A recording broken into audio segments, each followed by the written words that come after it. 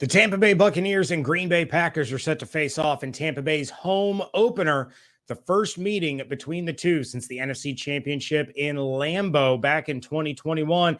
It's a crossover Thursday here on the Locked On Podcast Network. Let's go.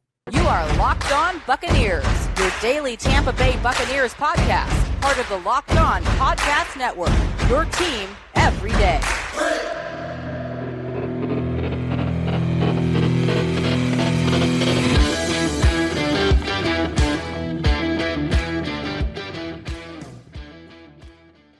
What's up, everyone, and welcome to a crossover Thursday here on the Locked On Podcast Network, and we thank you for making us your first listen or view of the day. I am James Yarcho, one of the hosts of Locked On Bucs. You can find me on Twitter at @JYarcho_Bucs, and I am joined by the phenomenal, the immortal, the legend, Peter Bukowski, host of Locked On Packers, on Twitter at Peter_Bukowski. Both of us covering our respective teams 5 days a week, free and available on all platforms, including YouTube. Once again, we thank you for making the Locked On crossover special your first listen or view of the day. Crossover Thursday is presented by our friends at Prize Picks. Prize Picks is so much fun and it's easy to play. No competing with other players, just you versus the projections available. Pick 2 to 5 players, and if they score more or less than their Prize Picks projection, you can win up to 10 times your money on your entry. It can literally take less than 60 seconds to enter.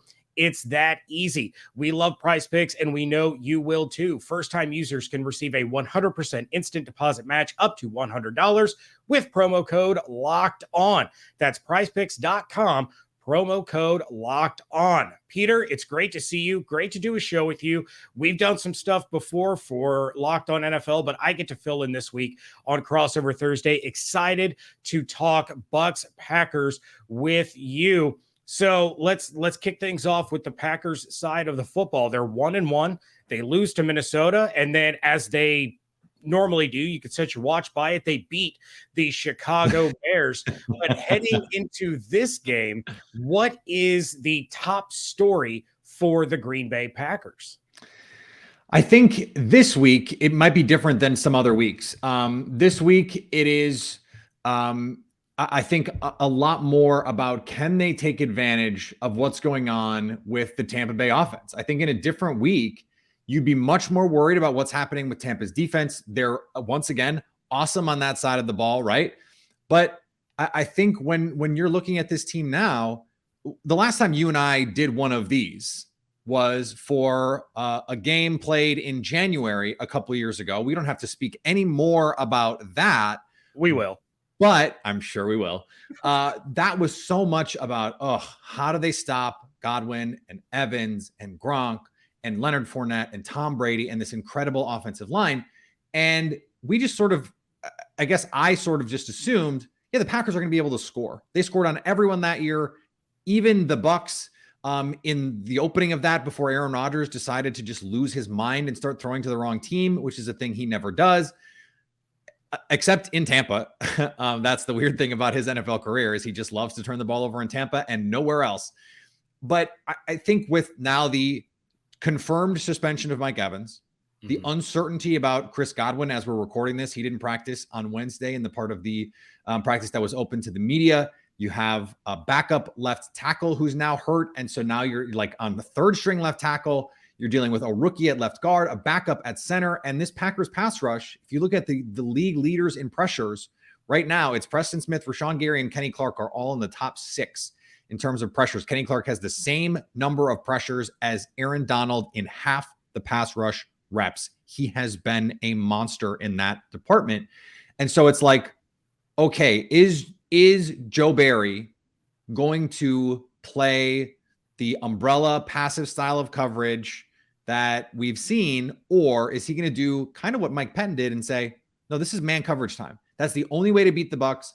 The Saints have laid that blueprint. You have to play press man and try and disrupt the timing. Are they going to do that? We don't know. I guess from the flip side of that, I have to imagine that's part of the storyline here for Tampa Bay. What are you looking at from your end of like, okay, This is a team that the offense has not gotten going. The defense looks much the same, but now Akeem Hicks dealing with plantar fascia. What is the big thing that you're keeping an eye on this week?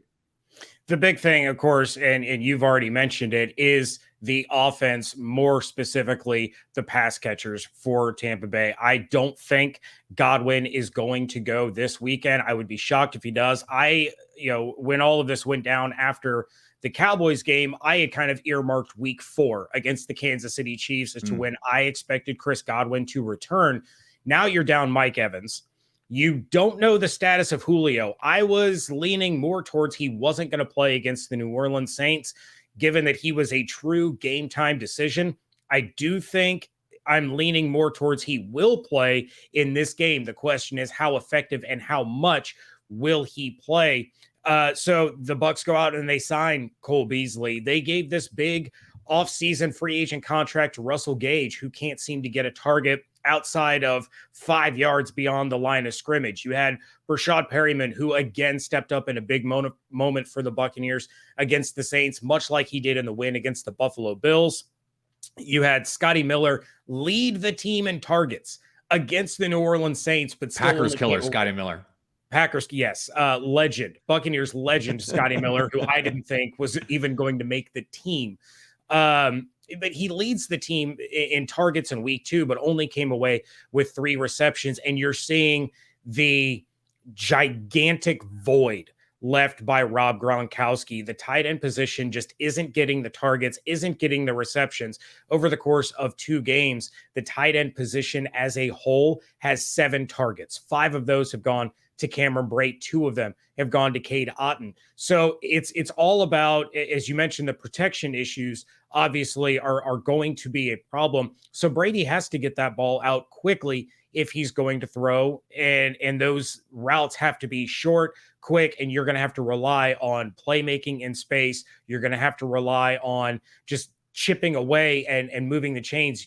I do believe that the Bucs are going to take their shots like they did against the Saints, like they did against the Cowboys, but they're going to be far and few between. It's not going to be like it has the last 2 seasons where they're going 40, 50 yards in the air multiple times a game. So it's extremely concerning what the offense is having to deal with right now in terms of injury and suspension. I don't think this is what Tom Brady thought he was signing up for when he came out of retirement after just a couple of weeks. Yeah, and it's not like we could have predicted we'd be at this point. He could not have known that Chris Godwin would have a setback. He looked great through training camp and came back and played. He just happened to get hurt. I wanted to ask you about that, actually, because I saw I don't have a ton of Buccaneers fans and media in my timeline, but I have enough to know that there was this feeling from some fans that after the hamstring injury, it was like, why did we rush him back? Like, what is the feeling there? Is that something that was that a pervasive thing, or was that just a niche thing? I think it was more of a niche thing. Some fans saying, why did we rush him back? Why did we rush him back? And the truth of the matter is, Chris Godwin is not playing in that game if Chris Godwin isn't saying, I'm good to go and I can play. Right. This wasn't a matter of the coaching staff pushing him and saying, we need you, we need you.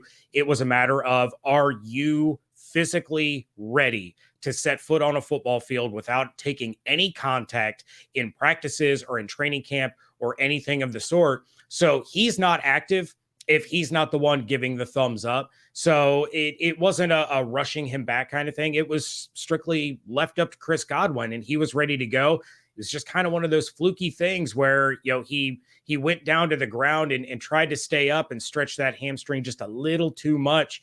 And, luckily it wasn't, a re-aggravation of the knee. It was simply just a hamstring. But now you have to take the time, make sure he's fully recovered from that strain before sending him back out there, or it will get re-aggravated and it will get much, much worse than the first time around. Yeah, and they're looking at this the same way the Packers are with their injured guys, right? They're taking the long view. Super Bowl is what matters, not these games in September, even against a team you really want to beat, even against a team that you think you might see in the postseason. Maybe all the more reason to be patient with these guys now, because you need them in January. And and having fresh legs can help. We saw Leonard Fournette with fresh legs at the end of that 2020 season into that playoff run. That seemed like that was a big boost for that team. So yeah, I think both of these teams are handling those injuries the same way. You know, Matt LaFleur said on Wednesday he had no idea if David Bakhtiari was going to play. The thing about it is Yosh Nijman has been the third graded pass blocking tackle in football by Pro Football Focus, one of the top graded overall tackles.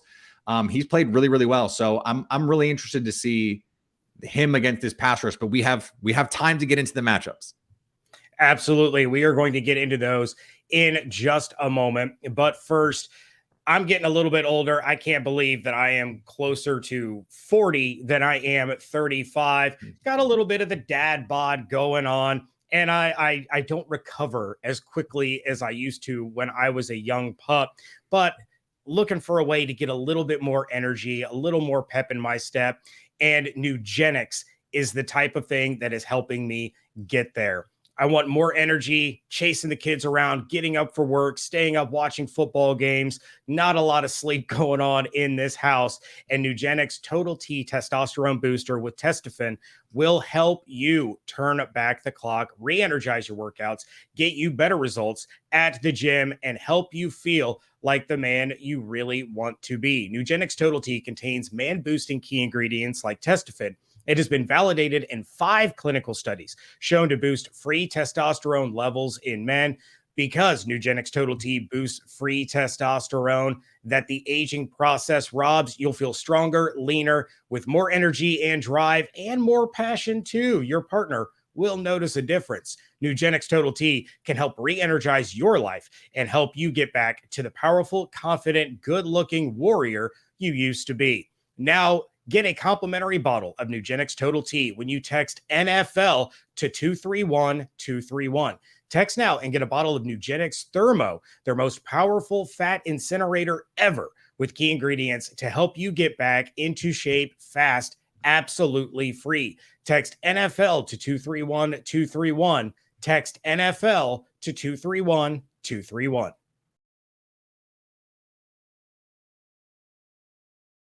Thank you again for making us your first listen or view every day. A crossover episode talking Tampa Bay Buccaneers and Green Bay Packers.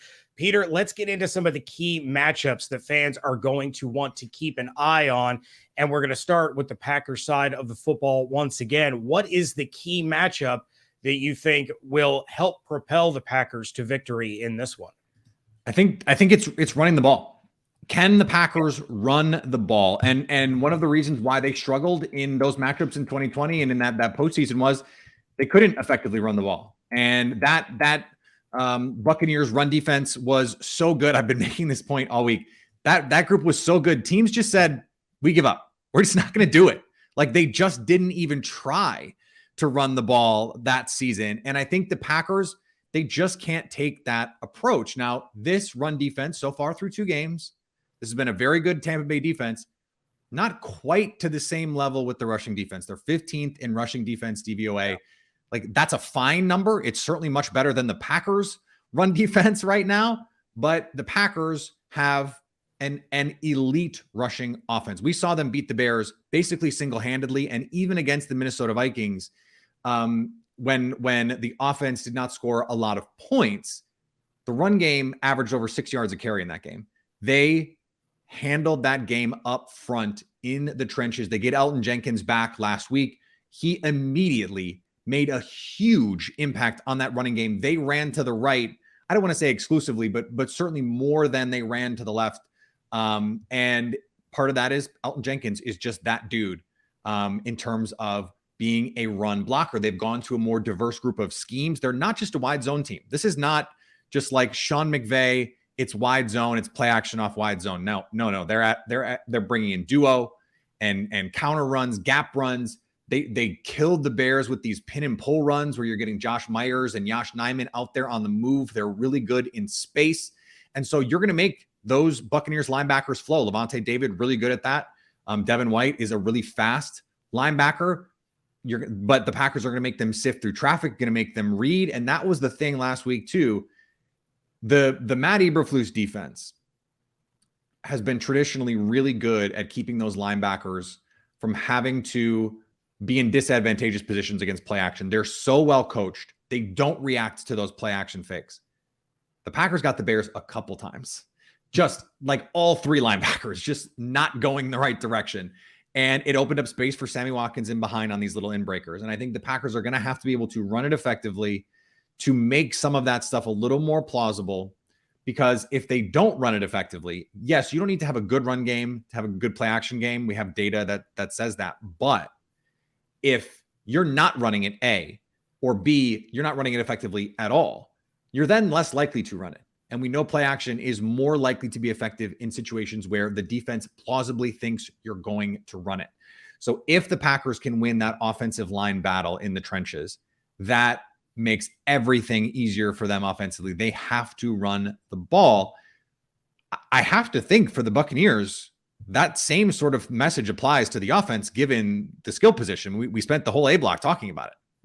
Yeah, there's no question about it. And I do believe that this is going to be, we're not going to have a quarterback posting 303 touchdowns in this one. No. They're billing this as Tom Brady versus Aaron Rodgers. And I do not think it's going to be Tom Brady versus Aaron Rodgers. Not at all. Not at all. And a lot of that has to do with the pass catching issues on both sides of the ball.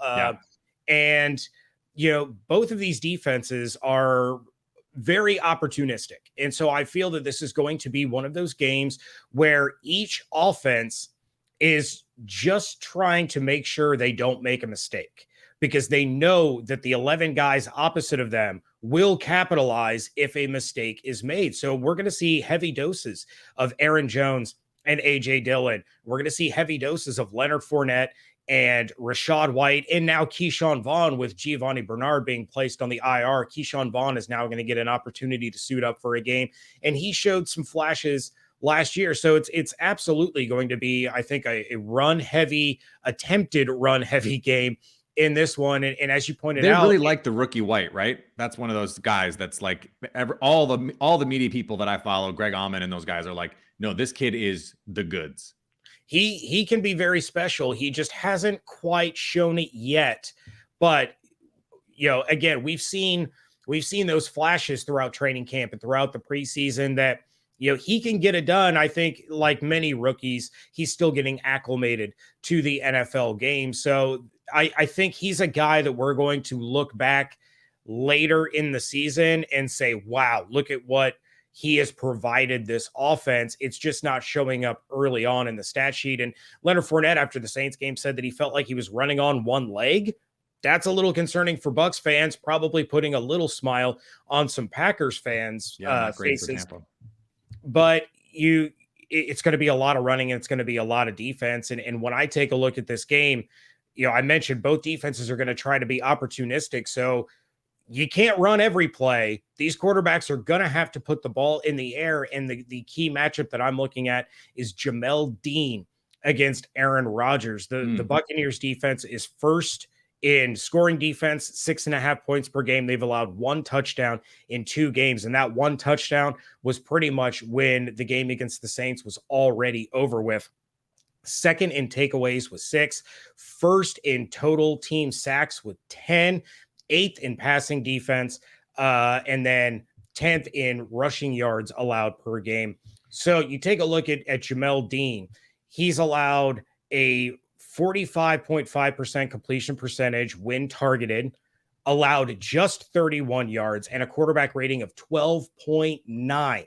He already has 2 takeaways this season. He had that pick 6 of Aaron Rodgers back in week 6 of 2020 that completely flipped that game on its head. The Packers were up 10-0 at that point, and then all of a sudden Jamel Dean just flips the switch.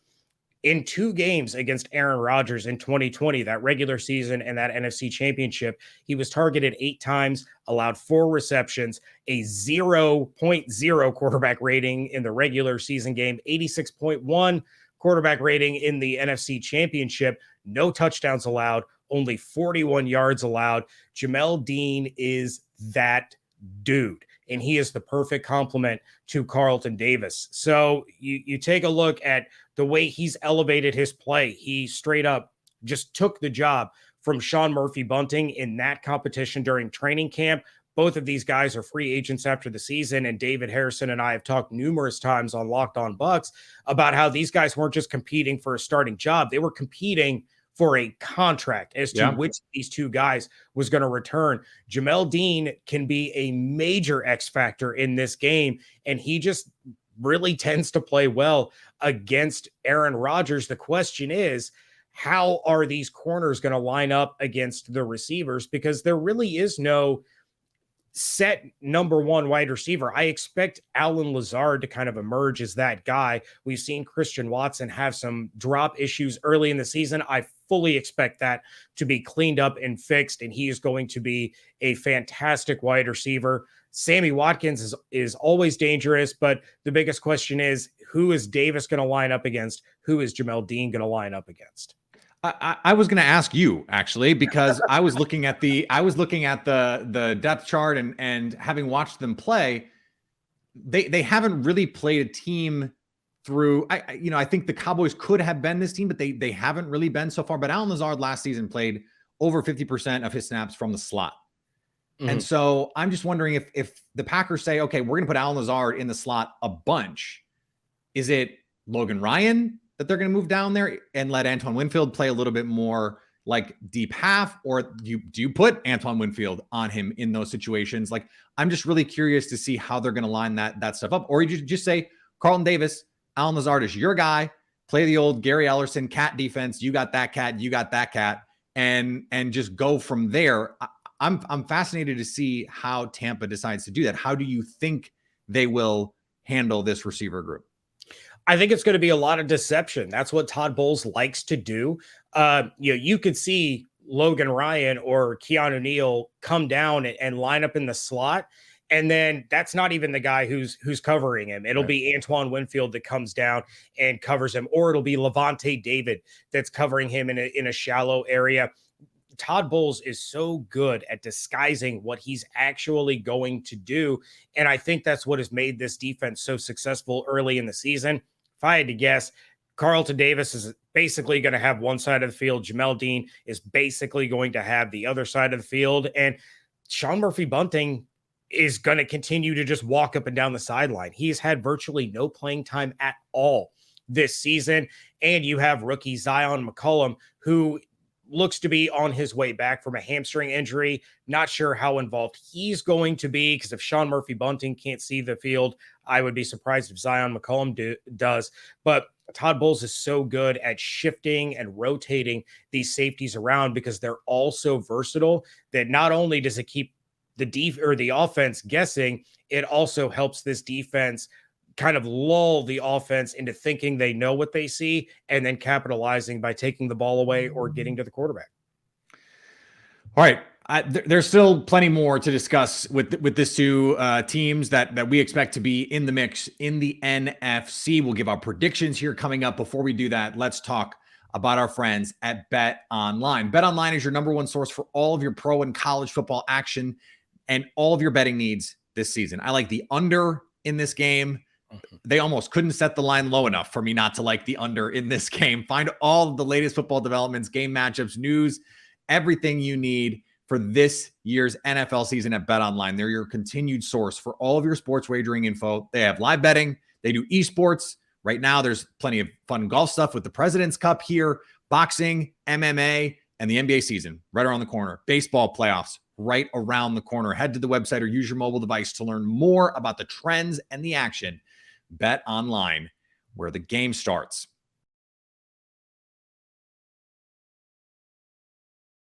All right, Peter Bukowski, Locked On Packers, here with James Yarcho from Locked On Bucs. Thanks for making these shows your first listen every day. So here's what I've been saying all week. This is a game that the Packers have to win given the state of the Tampa Bay Buccaneers team. If for no other reason than mentally, it is just such a boost. The Packers had issues with San Francisco. They get blown out of the regular season in 2019. They get blown out of the playoffs in the end of that season. They come out and they beat a banged up 49ers team on a Thursday night. And it felt like a weight was lifted off their shoulders, even just for the fans. But I think the players were feeling it a little bit too. Now, we don't have to talk about what happened in the playoffs this past season. but I do think it helped from a mental standpoint. The fans are going to go nuts if the Packers lose this game against a Bucs team as banged up as this one is right now. And the odds makers, by the way, agree. They have Tampa as 1.5 point favorites. It was 2.5, even 3 to open, depending on when you looked at it. Our friends over at Bet Online. So I think that this is a game the Packers need. And it's a game that, if I go back to that 2020 game, Marquez Valdes-Scantling was the best receiver on the field for the Packers in that championship game. I think, based on what we've seen the last 2 weeks, especially Christian Watson has been open on some of these deep plays. And I think they hit 1 or 2 of those, and that ends up being the difference in a game. Again, I think the Packers have to have, but still a low scoring kind of like 20-17 sort of game. I could even see like 17-14, like picture Dallas week 1, but with one offense on the Dallas side that's not as inept as that Dallas team was that day. I think it's going to look very similar. A lot of field goals, a lot of drives stalling out, some 3-and-outs, but ultimately the Packers get a win. James, what say you? This is a big one for both teams. Honestly, you took a look at this Buccaneers schedule: at Dallas, at New Orleans, home against the Packers, home against the Chiefs, and a lot of fans thinking the Bucs can escape 2-2, assuming they lose to the Saints. That's a win, especially given all the injuries and everything that's going on. But you take a look at the implications down the line. If the Buccaneers win, they're sitting at 3-0. They're 3-0 in the conference, and they have a head-to-head win against the Packers, who are then sitting at 1-2 in the NFC, and would have to overcome the Bucs record if they are, these two are competing for that number 1 seed at the end of the year. And Aaron Rodgers has struggled against these Buccaneers, especially in Tampa. He's 0-2 against the Brady-era Buccaneers. He's lost 3 of his 5 career matchups against the Bucs. One of them was in a creamsicled comeback led by Josh Freeman all those years ago. Bucs legend. Yeah, something like that. At the end of the day, defense is going to win the game. And I think the Buccaneers have the better defense right now. I expect another big time takeaway in a big moment in the second half that will either be returned for a touchdown or lead to a touchdown. And that's going to prove to be the difference. I'll take the Bucs 20-13. All right. So you like the Bucs and the points. Interesting perspective. Just to recap all of this, for the Packers, they need to run the ball and they need to stop the run. That is the deal for them if they want to win this game. If you can control the line of scrimmage in that way, and they have for 1.5 games done that. Their front has also been very good at creating pressure. They did it to Kirk Cousins. They did it to Justin Fields. As long as they're not busting these coverages in the back end like they did in week 1, I think they're going to have a good chance to slow down this Buccaneers team. I totally understand where you're coming from when you say, okay, this is going to be a low-scoring defensive battle, and so take the team with the better defense. I just think the gap between the guys and the surrounding cast right now for the Bucs and this Packers defense is bigger than the Packers offense and the Bucs defense, where I think that's a little bit more strength on strength. And so that's why I think the difference in this game is ultimately the Packers' ability to control the line of scrimmage in the run game. On offense, they hit 1 or 2 plays, and that is the difference. Summarize what you think the Bucs need to do to win for me. Yeah, it's going to be about protecting Brady, getting receivers open on quick routes to get the ball out of his hand early with this beat up offensive line and a threatening Packers pass rush. Brady cannot sit back in the pocket for very long, much like what we saw against the New Orleans Saints. And much like what you're saying for the Packers, the Buccaneers are going to have to lean on Lenny and this run game in order to control tempo, control clock, just like they attempted to do against New Orleans, a lot like what they did against the Dallas Cowboys. And then it's all about the opportunistic defense for the Buccaneers. Create a rare takeaway from Aaron Rodgers, rattle him, get to him. You have the number 1 defense in terms of total sacks. You have number 2 in terms of takeaways this season. Those playmakers, the Jamel Deans, the Devin Whites, the Levante Davids, the Shaq Barretts, who is tortured Aaron Rodgers over the last couple of years, those guys have to show up and create these big passing situations for the Packers that the secondary can then take advantage of in this matchup. But it's going to be a battle. It's going to be ugly, and it's going to be a whole lot of turning and handing the ball off for both sides. It's all about, who do you like more, the Packers offensive line and Aaron Jones, or the Bucs offensive line and Leonard Fournette? It's going to be a good old-fashioned NFC Central matchup. I love it. Black and blue division. It's a throwback. You got 2 old quarterbacks. Let's go back to the old days. I love it. Absolutely. All right. Well, we want to thank you again for making us your first listen or view every day. Now make your second listen the Peacock and Williamson NFL show. Brian Peacock and former NFL scout Matt Williamson give you the expert NFL analysis in less than 30 minutes. It is free and available wherever you get your podcasts. Bucs fans, please make sure you're checking out Locked On Packers with Peter Bukowski over there. Learn about the team that the Buccaneers are getting ready to play. Get all the ins and outs. Peter does a fantastic job over there. And Packers fans, if you are so inclined, check out myself and my co-host David Harrison over at Locked On Bucs so you can get to know the team that you are about to face. So once again, thank you everyone for joining us here on a Crossover Thursday episode here on the Locked On Podcast Network, your team every day.